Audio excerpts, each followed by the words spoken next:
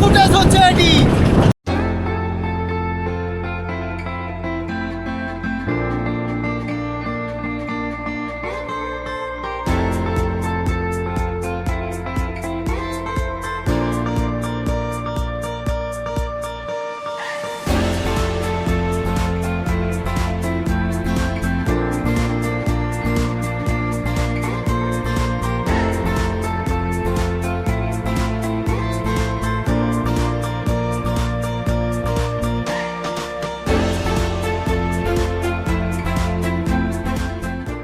শতাব্দীর স্মারক লাউয়াছড়া জাতীয় উদ্যান কমলগঞ্জ মৌলভীবাজার গেটের সামনে চলে আসছি।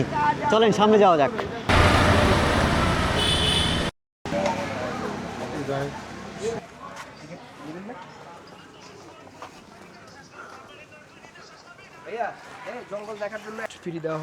হোস্টদের জন্য টিকিট লাগে না, প্লাস হচ্ছে যে যারা ওই বিভিন্ন টিম নিয়ে আসে তাদেরকে ওরা অনার করে তখন পার টিকিট প্রতি জনপ্রতি 100 টাকা করে রাখে।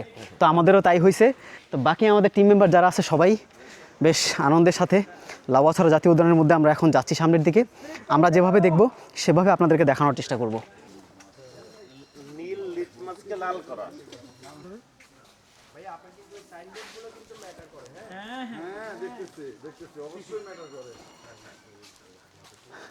এই যে দেখুন লাউয়াছড়া জাতীয় উদ্যান, বনের অভ্যন্তরে নীরবে ভ্রমণ করুন, প্রকৃতিকে উপলব্ধি করুন, অন্যকে উপলব্ধি করার সুযোগ দিন।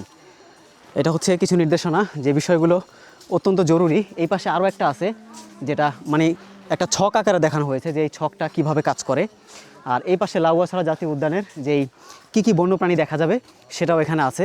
আর এই জায়গাটা এত ইম্পর্টেন্ট কেন সেটা হলো যে লাউয়াছড়া বনে অস্কারজয়ী হলিউড যে মুভি সেটা আমি আপনাদেরকে দেখাবো যে এর শুটিং স্পট রেল লাইন, অর্থাৎ এই জায়গাটাই আমি আপনাদেরকে দেখাচ্ছি এখন। এই যে দেখুন, যেটা ঐতিহ্যবাহী একটা জায়গা, লাউয়াছড়া বনে অস্কারজয়ী Hollywood movie around the world in 80 days এর শুটিং স্পট রেল লাইন। পরিচালক মাইকেল টড। শুটিং সন 1995, মুক্তির সন হচ্ছে 1956। আর দুর্ঘটনা এড়াতে রেললাইনের ওপর হাঁটা, বসা, ছবি তোলা থেকে বিরত থাকুন। বেশ ঐতিহাসিক একটা মানে জায়গা হিসেবে এটা স্বীকৃতি পেয়েছে। আর এখানে যেই মানে মূল বিষয়টা সেটা হলো যে রেল লাইনের উপরে বসে ছবি তোলা এটা সম্পূর্ণ নিষিদ্ধ। তারপরে মানুষ অতি উৎসাহী যারা আছে তারা এই রেল লাইনের মধ্যে বসেই ছবি তুলে, অনেকে রেল লাইনের উপর দিয়ে হাঁটে, এটাও উচিত না।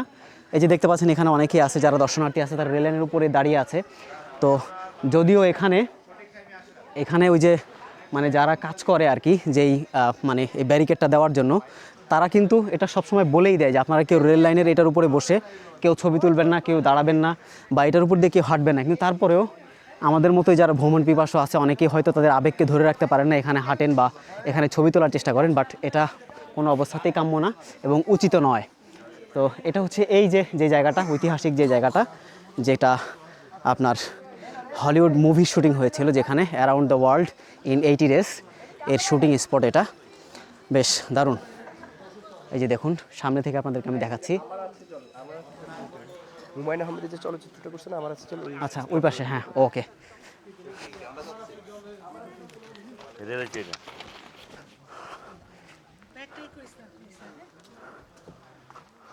আর এই যে এই পাশে দেখেন যে হুমায়ুন আহমেদের চলচ্চিত্র মুভি আমার আছে জল এর শুটিং স্পট লাউয়াছড়া জাতীয় উদ্যান। এটা হচ্ছে শুটিং সাল হচ্ছে 2008 সাল এবং প্রযোজনা প্রতিষ্ঠান হচ্ছে ইমপ্রেস টেলিফিল্ম। সো এই যে আমি এখন যে জায়গাটা দিয়ে হাঁটছি, অর্থাৎ যে রেল লাইনটা দিয়ে হাঁটছি, এটাই হচ্ছে বেশ কয়েকটা কারণে বেশ ঐতিহাসিক একটা স্পট। এখানে রেল লাইনের মাঝখান দিয়ে যতটা সম্ভব এই জায়গাটা এড়িয়ে চলা এবং এখানে বেশিক্ষণ মানে অবস্থান না করা এবং যথাসম্ভব সাইড দিয়ে হাঁটা চলা করা। কারণ মানে আপনি থাকা অবস্থায় যদি কোনো কারণে এখানে মানে যদি ট্রেন চলে আসে তাহলে এটা বেশ বিপজ্জনক হতে পারে। সো এই বিষয়টা মাথায় রেখে যদি আমরা একটু এখানে সবাই যার যার মতো একটু ঘুরে যাই তাহলে এই জিনিসটা ভালো হয়।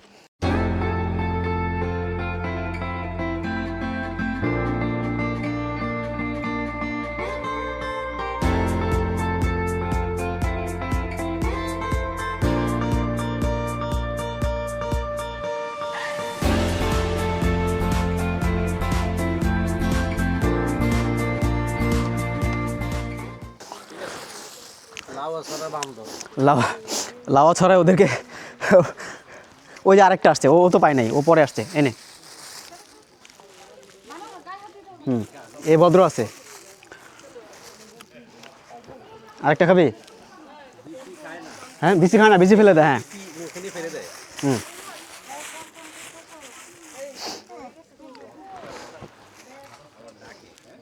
ওকে, ঠিক আছে। তো এখানে জাস্ট বেশ অল্প কয়েকটা আছে, ভিতরে গেলে হয়তো আরও পাওয়া যাবে। এই ঐতিহাসিক স্পট থেকে আমরা যেরকম ঐতিহাসিক স্পট দেখার জন্য আসছি, ওরাও আমাকে দেখতে সহযোগিতা করার জন্য আসছে, ওরাও দেখতেছে।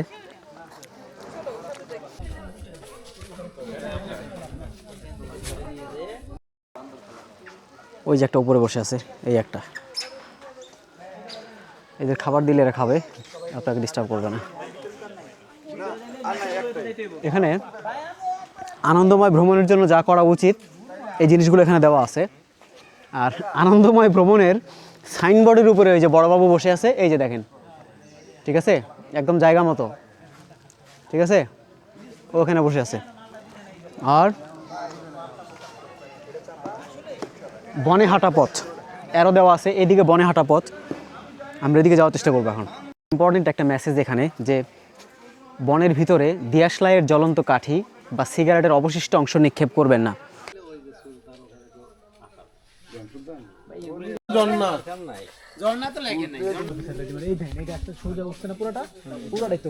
তো যে বিষয়টা মাথায় রাখতে হবে, যে খাসিয়াবলিতে যাওয়ার পর তাদেরকে অতিরিক্ত পরিমাণে তাদের সাথে মানে সময় ব্যয় করে তাদের ব্যক্তিগত কার্যকলাপগুলো যেগুলো আছে ওগুলোতে ব্যাহত না করা, এবং চেষ্টা করা যে তাদেরকে বিরক্ত না করা, এবং তাদের অনুমতি বা তাদের সাথে কথা না বলে তাদের ভিডিও, ছবি কিংবা এই ধরনের কোনো কাজ করা থেকে বিরত থাকা, যাতে করে তারা বিরক্ত না হয়, এবং পরবর্তীতে অন্য কোনো পর্যটক বা ভ্রমণ পিপাসু যারা আছে তারা সেখানে আর তাদের যাওয়াটা বন্ধ হয়ে যায়। এই বিষয়টা আমাদেরকে একটু খেয়াল রাখতে হবে আর কি।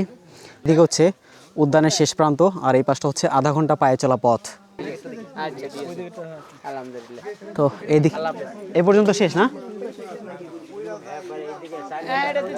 এদিকে যাওয়া যাবে না, না খাসিয়াবলি তো ওইদিকে না? রিপোর্ট ছিল সেখানে, স্যারেরাই আমাদেরকে এখানে নিয়েছে। আমাদের প্রত্যেকটা গাছ দেখে দেখে তখন ওগুলো আবার জমা দিলাম। তো তার ওটার উপরে রাস্তা কি আছে আপনার খাসি, মাঝে মাঝে আলো ঝলমলে রৌদ্র আমাদের উপরে পড়ছে, আর বেশ ঠান্ডা একটা পরিবেশ, বেশ অসাধারণ।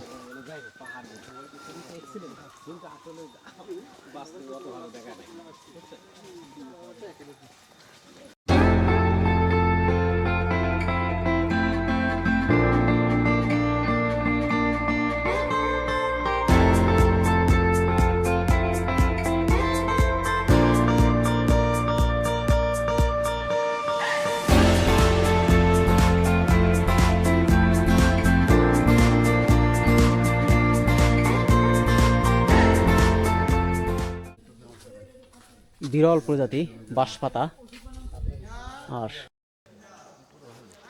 বিরল প্রজাতির বাঁশপাতা, আর এটা দেখেন বেশ মোটা, এবং এটা হচ্ছে সেগুন, অনেক পুরাতন।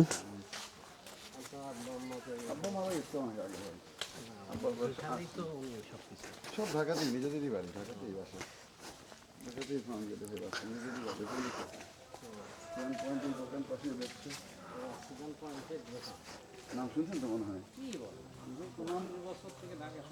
কার্যালয় লাউয়াছড়া বন গবেষণা কেন্দ্র, মৌলভীবাজার।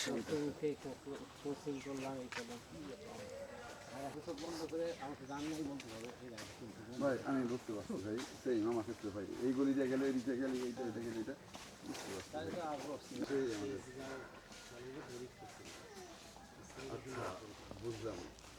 তো যেটা সাধারণত আমরা অন্যান্য যেই ন্যাচারাল যে সমস্ত পার্কের মধ্যে বা ইয়াতে যে বনের মধ্যে দেখা যায় বানরগুলো, ভেতরের বানরগুলোর মধ্যে একটু আলাদা কালার দেখলাম আর কি।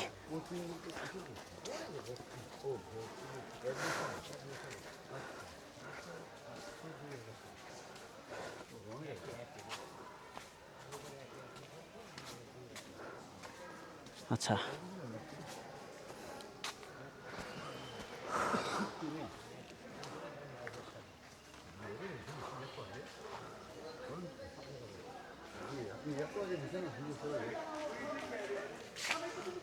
আসেন আসেন ভাই।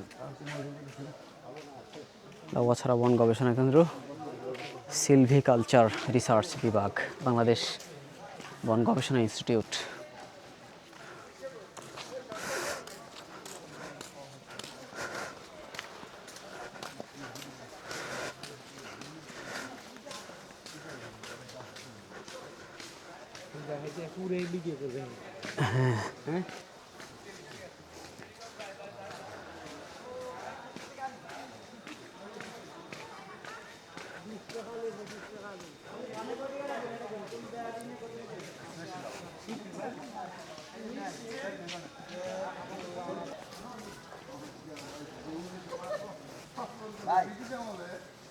অভয়ারণ্যের ভিতরে যে একটা মসজিদ, ইসলাম তো লাউয়াছড়া জাতীয় উদ্যানের ভিতরে যে এই সমস্ত বন্যপ্রাণীর তালিকা আমরা দেখতে পেয়েছিলাম যখন প্রবেশ করেছিলাম, সো ওই রকম আশানুরূপ তেমন কোনো বন্যপ্রাণী আমাদের চোখে পড়ে নাই। জাস্ট কিছু আমাদের দেশীয় প্রজাতির কিংবা অন্য ভিন্ন প্রজাতির আরেকটা বানর দেখছি। এই বানরগুলো ছাড়া আর তেমন কিছুই চোখে পড়ে নাই। আর যেই মানে পাখির আওয়াজ শুনতে পাইছি, যেগুলো বনের ভিতরে যেই বনের পাখিগুলো, ওই পাখির কিচিরমিচির শব্দ মাঝে মাঝে কানে আসছে।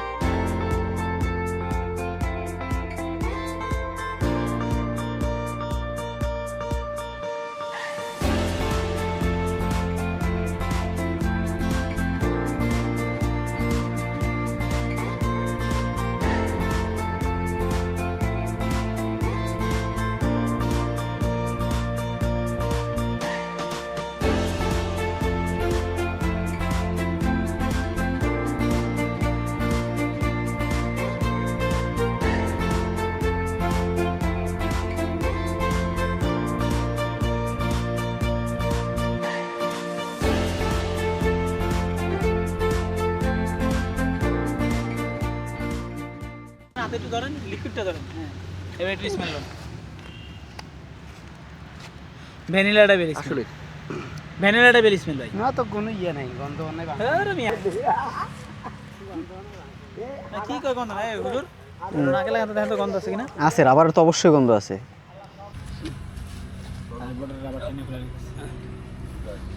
এই যে আরেকটা রাবার বাগান। একেবারে গাছ থেকে এই যে দেখেন রাবার কিভাবে ওরা এটা কাটছে, দেখছেন? এই যে রাবারগুলো দেখেন, খুব প্রত্যেকটা গাছেই এরকম কেটে দেওয়া হয়েছে এবং বাটি লাগাই দেওয়া হয়েছে প্রত্যেকটা গাছের মধ্যেই। মানে এগুলো যা দেখতেছেন সবগুলোই হচ্ছে এগুলো পুরো রাবার গাছ এবং এই পুরোটাই হচ্ছে রাবার বাগান। শ্রীমঙ্গলে আপনারা যখন যাবেন তখন শ্রীমঙ্গলের যে টিলাগুলো আছে, টিলাগুলো ভিজিট করে ফিরে আসার পথে যেখানে আমরা দুপুরের খাবার খেয়েছি, অর্থাৎ গ্র্যান্ড সুলতান হোটেল, এই হোটেলের ঠিক অপোজিটে আমরা দুপুরের খাবার খাওয়া শেষ করেছি ওখানে আলহামদুলিল্লাহ। এবং ওখানে আমাদের জুমার নামাজ শেষ করে এখানে একটু সামনের দিকে আসলেই হচ্ছে এই রাবার বাগানটা দেখা যায়।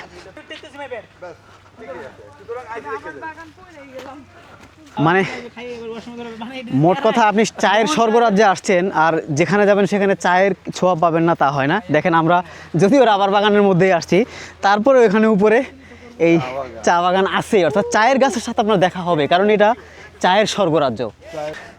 রাবার বাগান এটা বিশাল বড়, মানে যত দূর পর্যন্ত এখানে দেখা যায় চারপাশে শুধু রাবারের বড় বড় গাছ দেখা যাচ্ছে, বিশাল বড় বড়। আর শুধুমাত্র উপরের এই জায়গাটুকু, মানে পাহাড়ের উপরের জায়গাটুকু, ওই জায়গাটুকুর মধ্যে আপনার চায়ের যে গাছগুলো আছে ওগুলো লাগানো হয়েছে আর কি। আর এদিকে সামনের দিকে যত দেখবেন সবগুলোই রাবারের গাছ। এই যে দেখুন এগুলো পুরুপ সৌন্দর্য। রাবার বাগানের ভিতর দিয়ে যাচ্ছি এখন আর আপনাদেরকে রাবার বাগানের দৃশ্য দেখাচ্ছি। দেখুন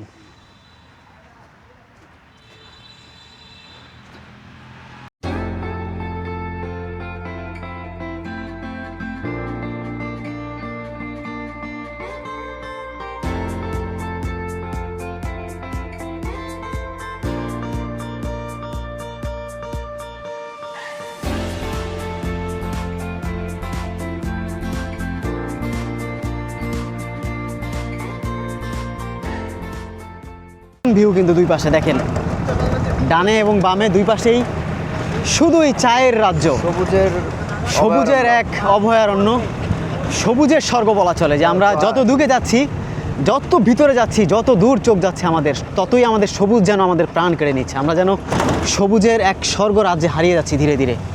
কি এক অপরূপ সৌন্দর্য চা গবেষণা ইনস্টিটিউট। দেখেন, এগুলো হচ্ছে সব, যত এগুলো সব চায়ের বাগান, আর ওই পাশটাতেই হচ্ছে চা গবেষণা ইনস্টিটিউট। আর এটাই হলো চা গবেষণা ইনস্টিটিউটের মূল গেট বা ফটক। আমরা এখন ওই জায়গাটা দিয়ে প্রবেশ করছি। এখান থেকে আসলে ওই গবেষণা ইনস্টিটিউটের ভবনগুলো শুরু হয়েছে, তো সেটাই আপনাদেরকে আমি দেখানোর চেষ্টা করতেছি। দেখেন যে বাংলাদেশ চা বোর্ডের একটি অঙ্গ প্রতিষ্ঠান শ্রীমঙ্গল। আর এই পাশ থেকে দেখেন বাম পাশে, এই যে এই পাশ থেকেই এই মানে বোর্ডের যেই তাদের অফিসগুলো, সেই অফিসগুলোর সীমানা শুরু হয়েছে এখান থেকে। এই যে দেখেন এখানে আরও একটা গেট আছে এবং এই গেট দিয়েই কিন্তু ভেতরে প্রবেশ করা যায়, যেটা এই যে ইনস্টিটিউট যেটা দেখতে পাচ্ছেন যে বাংলাদেশ চা বোর্ড, ঠিক আছে, এবং বাংলাদেশ চা গবেষণা ইনস্টিটিউট নামে পরিচিত এই যে ভবনটি, সেটাও আপনাদের দেখলাম। এবং এটা হলো চা প্রদর্শনী ও বিক্রয় কেন্দ্র, আর এটা হলো গবেষণা ইনস্টিটিউট উচ্চ বিদ্যালয়। বেশ দারুণ। আর এটা হচ্ছে এই যে মসজিদ, BTRI জামে মসজিদ। বাংলাদেশ টি গবেষণা ইনস্টিটিউটের মসজিদ এটা। হ্যাঁ, এটা হলো টি গবেষণা ইনস্টিটিউটের মসজিদ। আর এগুলো খুব সম্ভবত এখানকারই বাসস্থান বা তাদের আবাসিক। ব্রিটিশরা যারা ওই যে গবেষণা ইনস্টিটিউটের জন্য আর- তবে আমরা ঢুকে, আমরা যারাই পর্যটকরা আসি, আমরা ওটার এটার সৌন্দর্য বর্ধন বা চা পাতা ছেঁড়া থেকে বা বাগানীদের সাথে খারাপ ব্যবহার থেকে আমরা অবশ্যই বঞ্চিত থাকবো, থাকবো, অবহিত থাকবো। আমরা আসলে আমাদের যে পর্যটন যে খাতগুলো, এগুলো আমরা নিজেরাই কিন্তু নষ্ট করতেছি। আমার হাতের বাম পাশে যে দেখতে পাচ্ছেন যে মাটির ঘরগুলো, এখান থেকে খাসিয়াপল্লির সীমানাটা শুরু হয়েছে। তো আমরা খাসিয়াপল্লিটা পার হয়ে সামনের দিকে যাব এবং এর ঠিক সামনেই হচ্ছে যেই লাল পাহাড়ের সীমানাটা শুরু হয়েছে। আমরা লাল পাহাড়েও যাওয়ার চেষ্টা করব। তবে এখানে একটা কথা আপনাদেরকে বলে রাখি যে লাল পাহাড়ে কিন্তু ইতিমধ্যেই নানান ধরনের সমস্যার কারণে কিন্তু এখন বেশ কিছু রেস্ট্রিকশন দেওয়া হয়েছে, যার ফলে বর্তমানে যারা নতুন করে পর্যটক বা ট্যুরিস্ট বা ভ্রমণ পিপাসু যারা আছে, তাদের কিন্তু বেশ বেগ পেতে হচ্ছে প্রবেশ করার জন্য। সো ওইখানকার যে সমস্ত সৌন্দর্য বা ওইখানকার যে সমস্ত নিয়মকানুনগুলো আছে, আমরা যদি ওইগুলো একটু মেনে চলি, বা এখানকার যেই মানে প্রকৃতি রক্ষার ক্ষেত্রে যে সমস্ত বিষয়গুলো আছে, এগুলো জাস্ট আমরা একটু মেনটেন করে চললে আমরা কিন্তু এখানে প্রবেশ করার অনুমতিটা পাবো আর কি।